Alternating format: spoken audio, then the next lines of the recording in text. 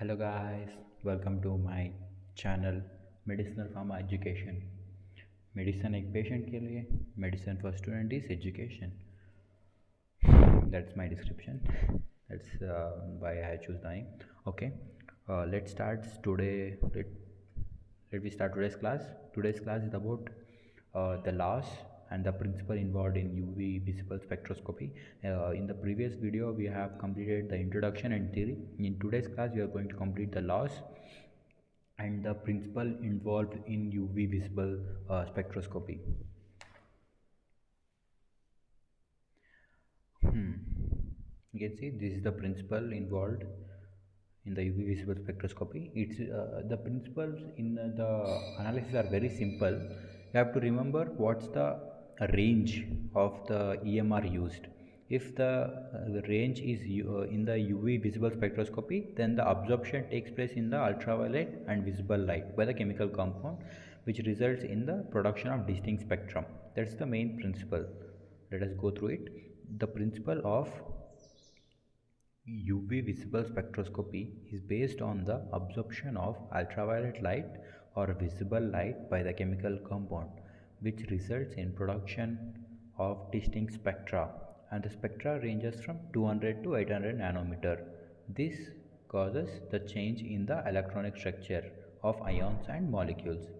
As the principle tells that the electromagnetic radiation or EMR is observed uh, is based upon the absorption of ultraviolet light and visible light. It is a range in the electromagnetic radiation. It is ultraviolet and visible light by the chemical compound, which results in production of distinct spectra. And the spectra ranges from what is the range of the UV and visible 200 to 800 nanometer. This causes the change in the electronic structure of ions and molecules. Before continuing this video, I have to tell that if you want to study the UV instrumentation, the previous videos are very important. You have to see the previous video, and then you can understand these topics very easily, because electronic structures and electronic transitions and the spectrum are explained in the previous video. So that you should watch the first video and then come to second video and next third video. You can't watch in the between, you can't understand, because you have to study about in the terms we use absorption and electronic transitions.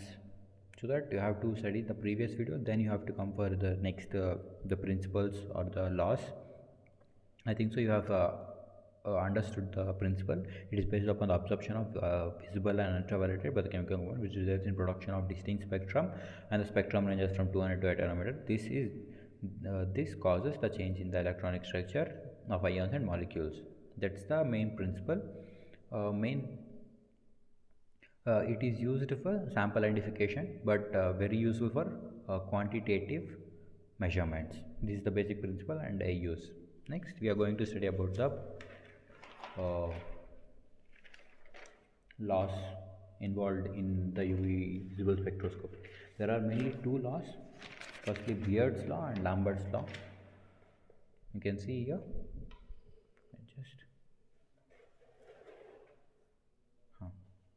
You can see laws of spectroscopy. There are two laws, Beer's law and Lambert's law. It's about the how much amount of light observed, how to determine the light observed. These two laws tells that the light observed, how much percentage of light observed and what it is proportional to. Beer's law tells that the amount of light absorbed by the material is proportional to the concentration. Do you understand? The amount of light absorbed by the material is directly proportional to the concentration. A is directly proportional to epsilon C. A amount of light absorbed is directly proportional to the concentration present in the cuvette. Okay, this is the Beer's law, and Lambert's law tells that the amount of light absorbed is proportional to the thickness of the absorbing material and is independent on the incident of the incident light.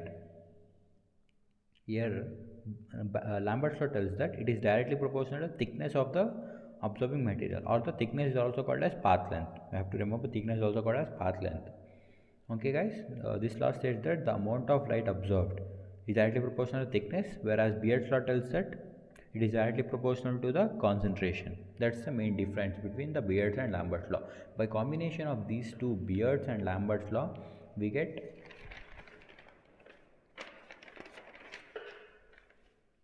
combination law. This is the combination law we get.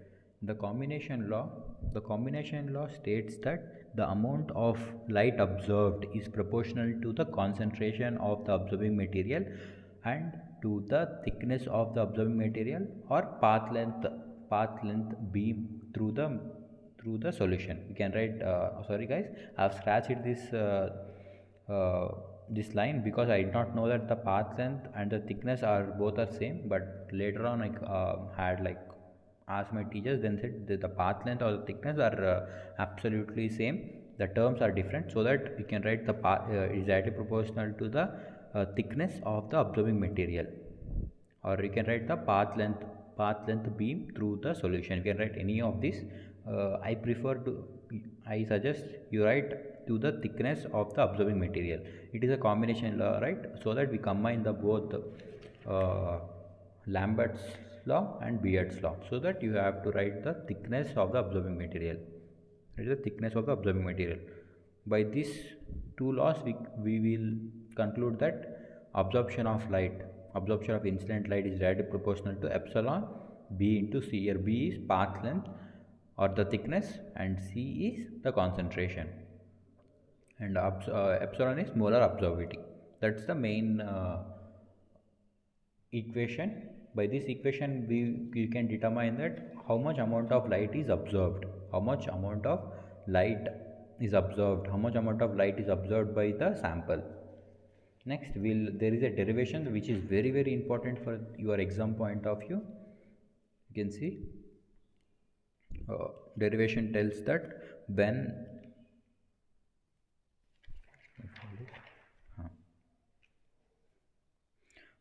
a monochromatic light is passed through a solution containing the absorbing substance, the decrease in the intensity of light with path length is proportional to the concentration of the solution and intensity of light. I think so you have understood. The amount of light observed can be determined by this derivation. It tells that the decrease in the intensity of light with path length, the decrease in the intensity of the path length, we can write it as minus di by dl. The decrease in the intensity, decrease means minus di of light with path length dl. You can see this is the L. So the dl, which is proportional to the concentration of the solution and intensity of light. It is directly proportional to the concentration and intensity of light. Minus di by dl is directly proportional to intensity into concentration by this statement. Therefore, we bring in constant k. Here we know that I is intensity of light, C is concentration, L is the thickness, and K is the constant. Thickness or the path length, these both are same. Next, we interchange the terms. We interchange these two terms. Minus di by L equals to K into C into dl. That's it. Then integration on both sides. On integration on both sides, what we get?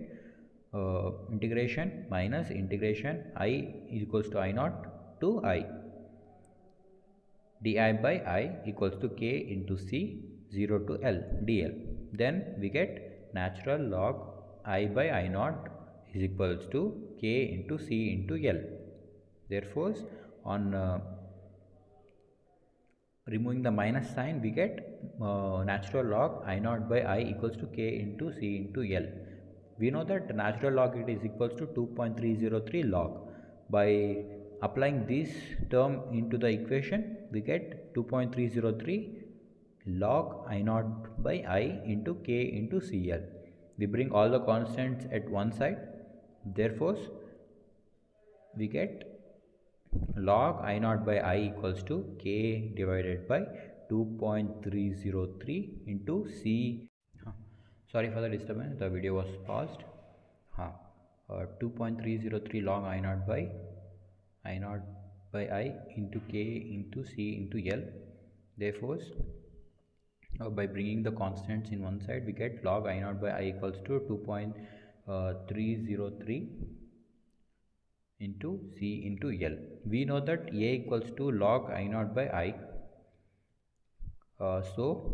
And this term K divided by 2.303 is can be given as epsilon or molar absorptivity. As we studied already, it can be written as in these two forms. Therefore, we interchange these terms and we get the equation. We apply all these terms in this equation by application of this A, by converting this A, epsilon C into L. So therefore, the equation tells that the amount of light absorbed is directly proportional to the molar absorptivity, concentration and the path length. And we have some deviations which are very important to study. These deviations causes the result to deviate from the real value. See, this is a linear equation where the result will get, but by this deviation the graph is not in a linear or straight line. Therefore, the deviations occurs. There are two types of deviations: a real deviation and chemical deviation. Real deviation is due to higher concentration. Occurs when the concentration of the drug is high. All the particles are too close, affects the charge distribution and extent of absorption, causes deviation from linear relationship. As already I said, due to higher concentration, you can see in this image, is just a rough diagram. As the particles in the cuvette, if the particles are too high in the cuvette, then the absorption of light travels to the particles and does not pass along with the next particles and will be trapped in the surface of the starting of the particles, so that the absorption does not completely pass through the cuvette and the light does not completely reach to the detector, and there is no linear graph. We get an unlinear graph. This is the main real deviation. We'll study about the next chemical deviation. These are the very simple. You have to just remember the real deviation, chemical deviation. Real deviation is due to higher concentration. Chemical deviation is due to 5 types. It is very simple. Dissociation of molecules due to higher dilutions. If the particles are very diluted and the light may pass through the particles, but it does not interact with the particles and there is no absorption takes place. So the light the amount of light reaches to the detector will be equal, so that there is no absorption takes place and there is no readings of the particles, there is no detection. So higher dilutions should be not there, should not be done. There should be a minimum concentration in the cuvette so that the detector can detect or the sample can absorb the light. Next, association of molecules. This is due to turbidity. You know, guys, the turbidity. I no need to explain about it. Turbidity. Next, change in the pH. Change in the pH is directly proportional to the absorption. As the pH changes, absorption also changes.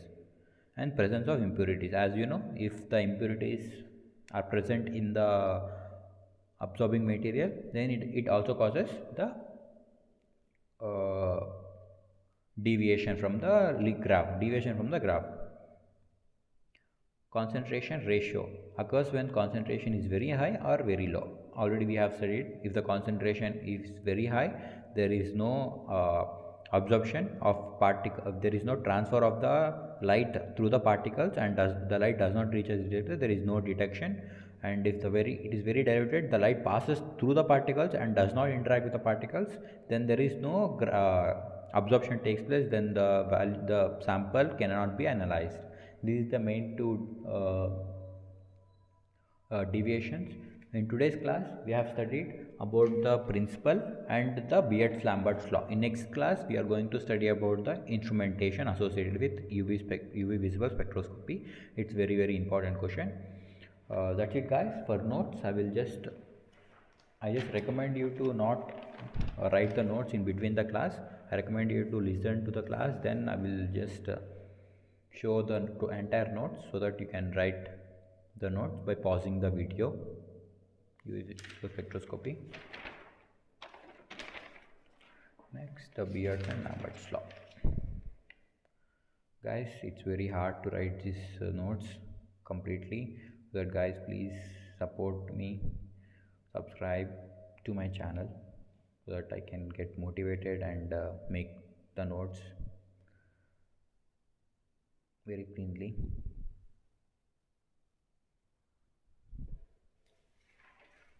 This is the derivation. I think so you have understood the derivation. You can just see the video if you have not understood. I've explained it in a very easy way. You're studying in masters, you can understand it very easily. You can pause this video and write the notes. I will provide the notes, but this is my first starting videos, right? So that I will, after at least 1000 subscribers, I will provide the notes. This is the equation. There is a two deviation, real deviation, chemical deviation, the real deviation and the chemical deviation. Next class we are going to start with the instrumentation. That's it guys for today. Take care, bye, love you, subscribe to my channel. See you in the next video. Bye.